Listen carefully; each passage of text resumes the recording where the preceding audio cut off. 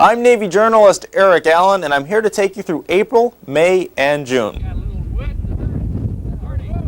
We start with the U.S. Ambassador to Japan and former Vice President Walter Mondale. He visited Misawa in April. He was accompanied by U.S. Forces Japan 5th Air Force Commander Lieutenant General Richard Myers. The ambassador visited with representatives from the Aomori Prefectural Government, local government, and of course, base officials. After the meetings, Ambassador Mondale toured the new base hospital and looked at aircraft static displays on the flight line. April was certainly the month for dignitaries. Air Force Base Command Chief Major General William Jones was on base for a couple of days. Misawa is only one of 102 locations the general is in charge of. Space Command is responsible for monitoring everything from satellites to ballistic missile warnings. Not to be outdone on the guest list, the man in charge of the Air Force Military Personnel Center made a stop at Misawa during April as well.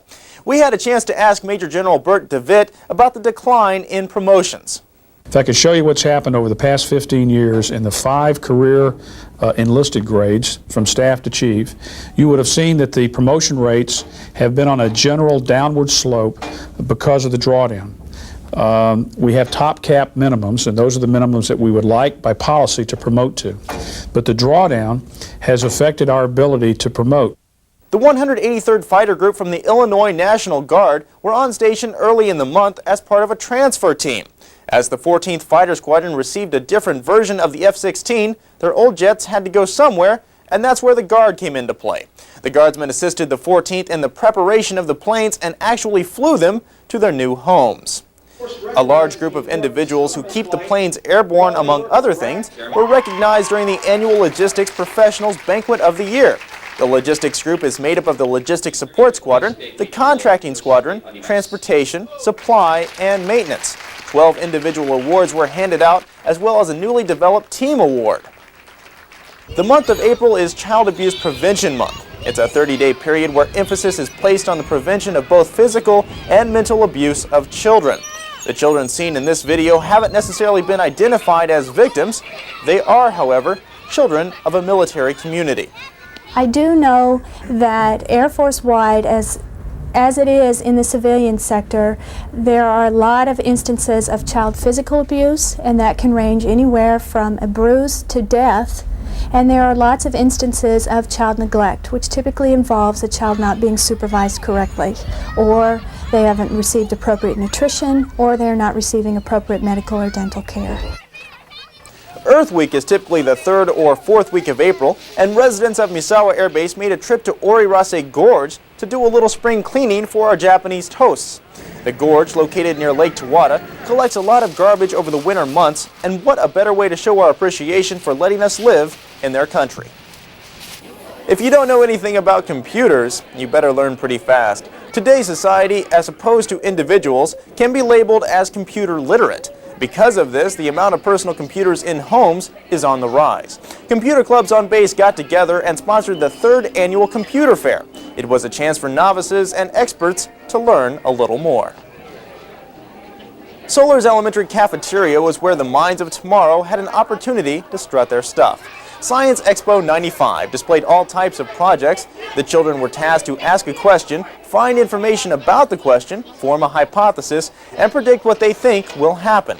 The final step is in front of your eyes, sharing their findings with their public. We rounded out April with a story about how children were able to show off what they've learned.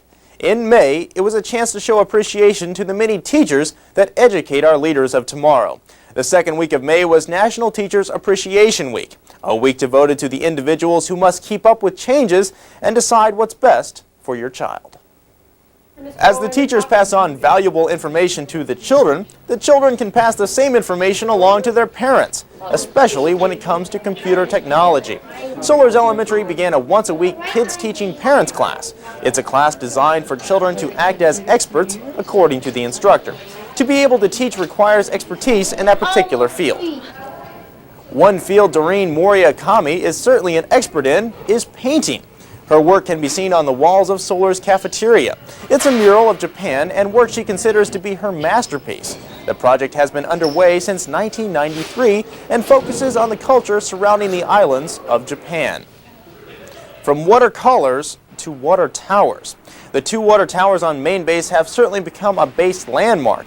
What brought these two massive structures to the news in May was the process used for periodic cleaning.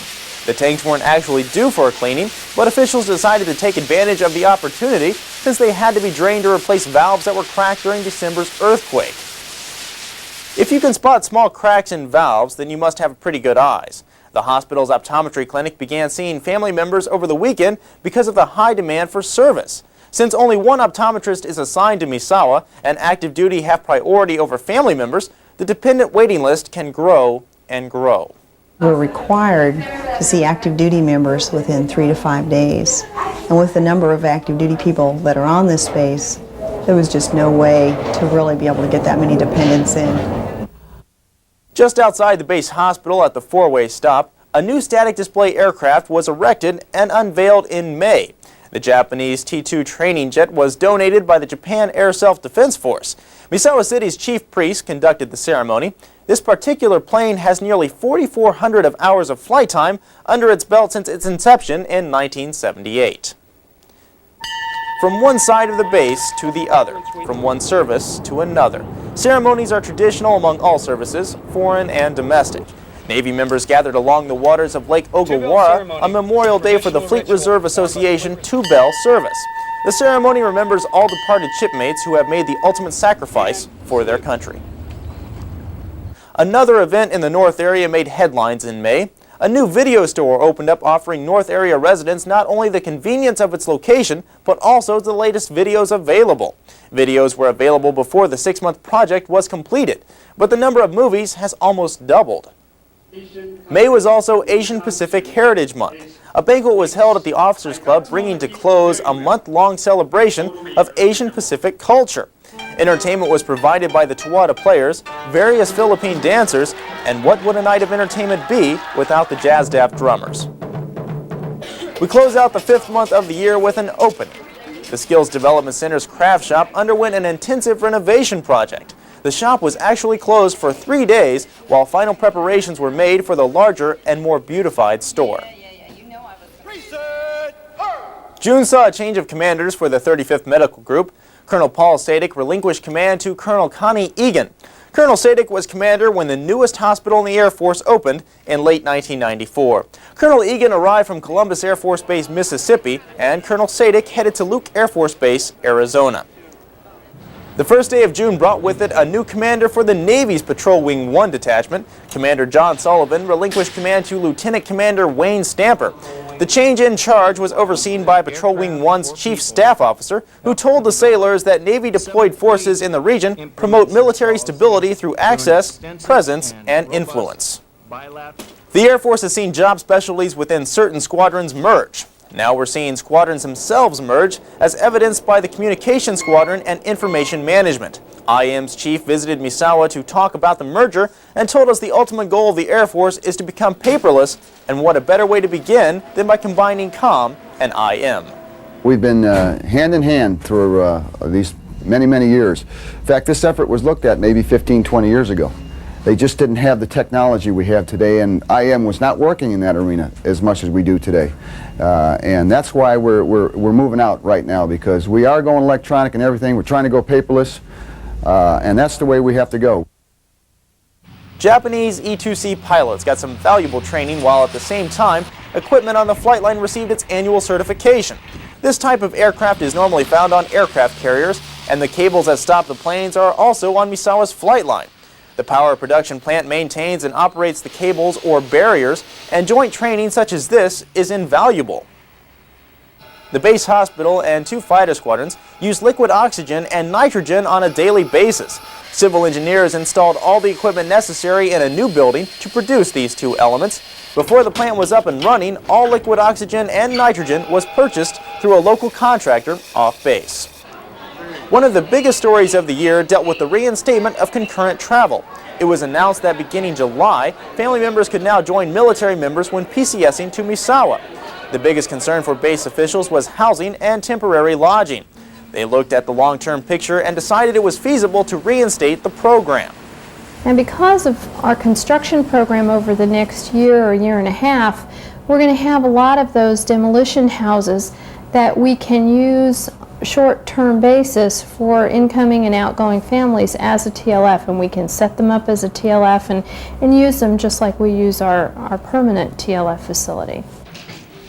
Adults may remember as a kid using an abacus. The Japanese version of the counting device is called a soroban. American and Japanese students jammed the Officers Club ballroom in early June for the 5th annual competition.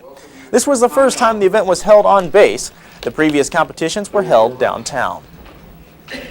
More classroom news. The traveling man stopped on base and spread his philosophy of communication through the hallways of Misawa schools. The 58-year-old pilot literally travels the world in a modified Dodge Ram. His mission to the children is important, and he's the first one to tell you so. People are just not that different all over the world. I don't care what country I'm in, whether you're Portuguese or whether you're black or whether you're whatever color you are. People have the same wants, the same needs, same desires, and if we can get everyone understanding that. The town of Shimoda, located about 15 minutes from the base, hosts numerous festivals throughout the year.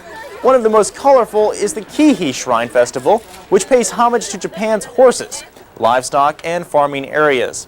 The tradition dates back over 5 centuries when owners had their animals blessed by high priest. Today, residents purchase paintings of livestock and still continue in the blessing ritual. We say goodbye to June by saying hello to 2 fitness instructors. Claire Dunphy and Sherry Catlin stopped by Misawa as part of their PACAF tour to certify local instructors with the latest aerobic workout tips. Aerobics came into play in the late 70s, and the 2 professionals admit the Air Force has done a great job keeping up with the times.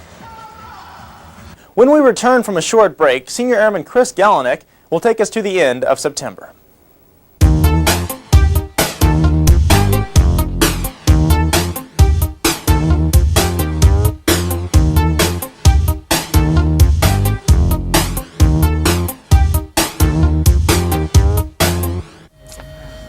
There's one thing I hate, it's lines. You're standing in line, and when you finally get to the front, they send you to another line. There are lines for everything. Lines to pay the bills, lines to get off base, lines to go to the bathroom. There are even lines in the road. But at least I don't have to wait in line to get my prescription refilled.